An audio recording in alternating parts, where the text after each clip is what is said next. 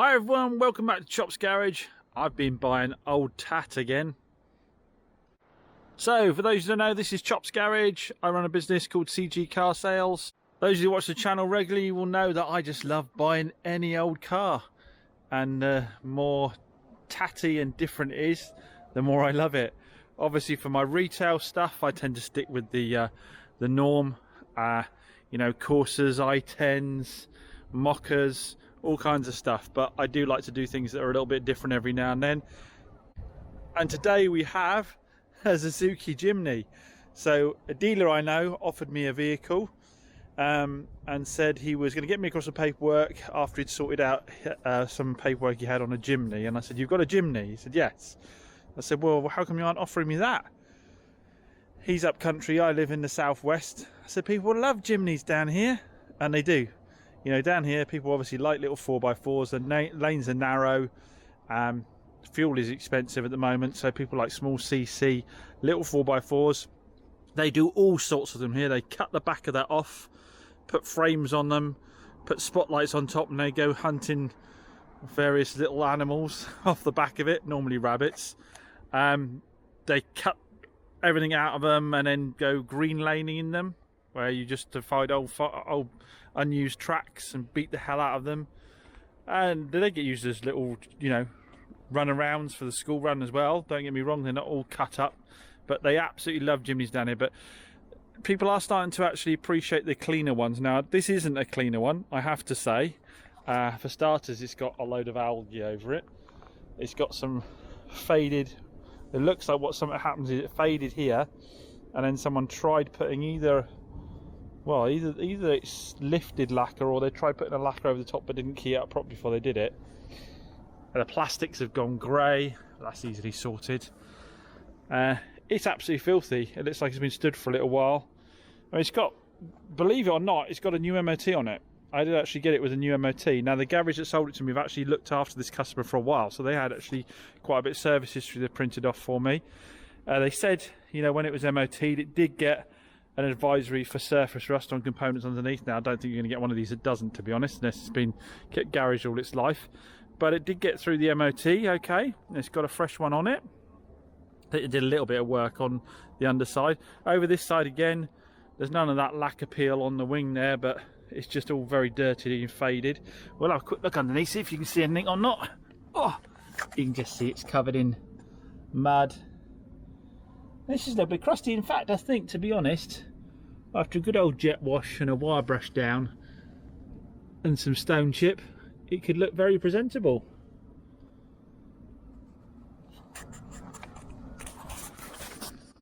The rubber over this side of the car is good as well, so that's not going to have to be done anytime soon. Come around the front, we had a little bang on the bumper there by the looks of it. Again, could be easily tidied up if you wished. There is a little 1.3 four-pot. I think it may even be, I don't know if this is injector or carbureted. We'll have a look in a bit. But super simple engineering. Inside is actually quite tidy. The seats are in good nick, there's no rips or tears on them. They'll actually hoover up okay, I don't know what it's beeping about. Steering wheel's a bit eaten up. But all these plastics will clean up. Well, the carpets aren't too bad. Got electric front windows. In the back, someone set it up, presumably for carrying stuff about. The chairs have sort of plastic over the feet and stuff like that, so they've been stored somewhere, I think. And then someone put this little wooden bed in the back to allow them to transport stuff about a bit, I guess. It's even got these, I don't know what these little bits here are for. Perhaps they go across the sides there and allow someone to sit on the edge of it, maybe. So I don't know whether I'll take that out and put those back in again or not. But those seats look like they're clean and tidy. All the rubber around the outside is absolutely eaten up. Oh my goodness, what's that on top of there? Oh my word, is that a dinosaur poo on the roof?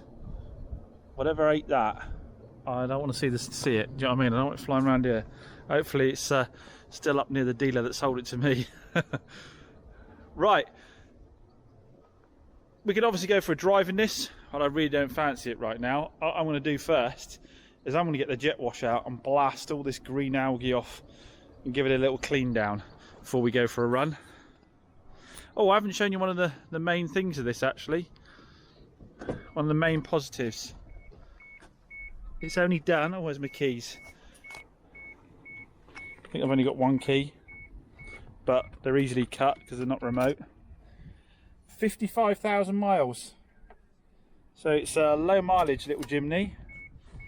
So what's this now? Is this 22 years old or older than that, is it? I can't remember what a Y is now. So that's very low mileage for the age. So that's one big positive. But I understand it's been in constant use, so that's always a good thing. Cars don't do so well sitting about all the time. Let's get the jet wash out and give it a clean.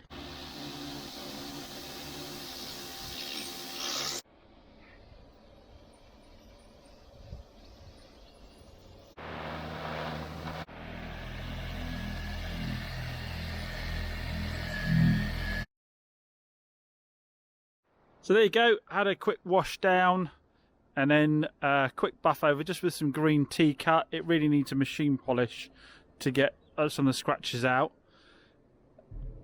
Put some tyre dressing on it, put some of the black treatment on the areas that had faded and on the wing mirrors, that kind of thing. Sent some pictures over to a friend of mine who loves this kind of thing. And he says that he'll have it. I just need to do a quick test drive and check it's okay and then bung him another message. I think he will probably paint it and paint the wheels and do a few more bits and bobs. I haven't really done anything inside the car yet, but this is quick turnover, small profit, so I won't spend any time on it really at all. I'm going to have a couple of hours of cleaning into it, so I only need to make enough profit to sort of justify, say, half a day's work max. You know, obviously by the time, you know, if I count in having done the deal, getting the car picked up and all that kind of stuff, doing handovers and this, that and the other, and a little test drive I'm about to do. So if we can get half a day's wages out of it, be a happy bunny, because obviously I'm selling it to him trade, so there'll be no comeback on it. And I don't really worry about what anybody's going to make at their end. These can sell for quite good money, but he's going to have to put quite a bit of effort into getting it up to the standard needed. I mean, you've probably got, to be honest, you can do it in a day. Rattle can that top corner, rattle can this front bumper, just tidy the corner up before you did it, and machine polish it. Maybe rattle can this bit of trim here, give the interior a clean, put the seats back in the back of it, and I think you've probably got, I don't know, the prices are all over the place with this, but I'd say you've probably got something worth 3k. Those of you in the know, let me know what you think. But let's take it for a little spin and make sure it drives okay, because I actually haven't driven it far enough yet and I obviously can't sell it to him. There's going to be a mechanical problem with it, so let's take it for a spin. I imagine it's going to be noisy, underpowered.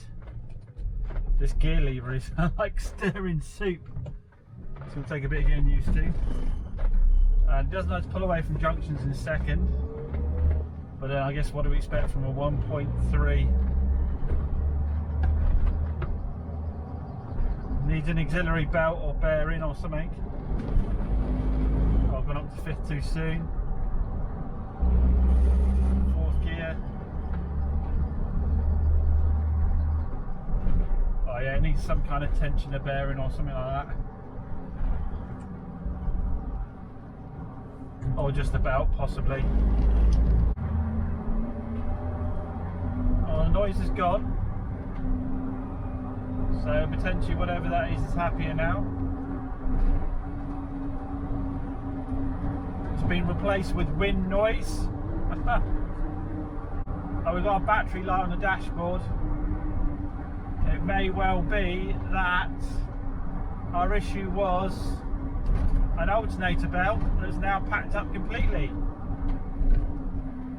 That might be why I don't have the noise anymore. I guess we're going to find out pretty soon, because I will break down, won't I? Unless it just snapped and fell out on the floor.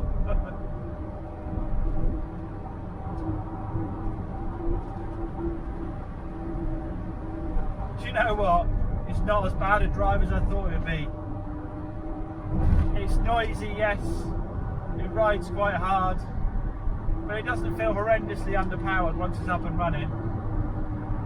I think I shall save the camera's power for what possibly might happen in a little while.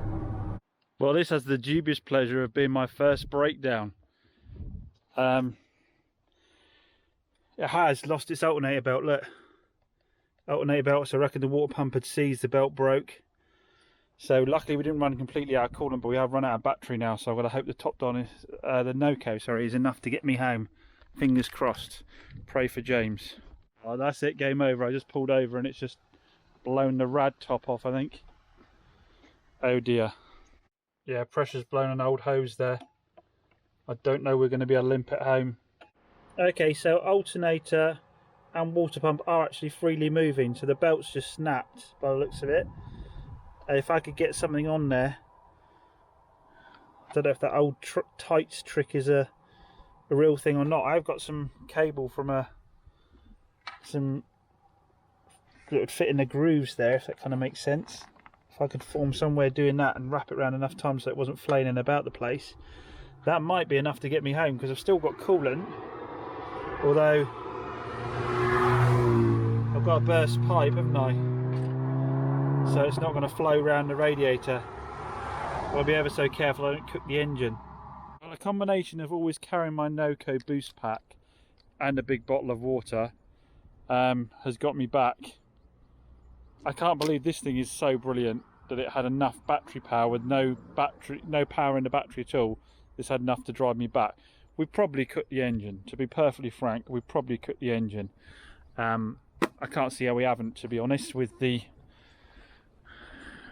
pipe breaking like that, and no circulation of water. Fingers crossed it's just a head gasket. It looks like a relatively simple engine to work on. Let's hope we haven't done any other damage. So there's the pipe that split. I say we lost the alternator belt down there, so the water pump wasn't spinning, so we're getting no circulation of water. The build up of pressure burst the pipe there, and that's where we are. How's the oil looking? Initially I can't see any mixing, but we're not really going to know. I guess the first step is putting your alternator belt on, replace that hose, make sure the coolant's flowing through, and see what happens with the temperature. I did manage to keep it down below the red. I mean, it might have hit the red at one point, but you know, nursing it back, I managed to keep it down below the red. But obviously I had steam coming out of the engine while I was going along, and I think there was steam coming out of the exhaust, and if there's steam coming out of the exhaust, it's burning water. So if it's burning water, it's done its head gasket, hasn't it? I'd have said.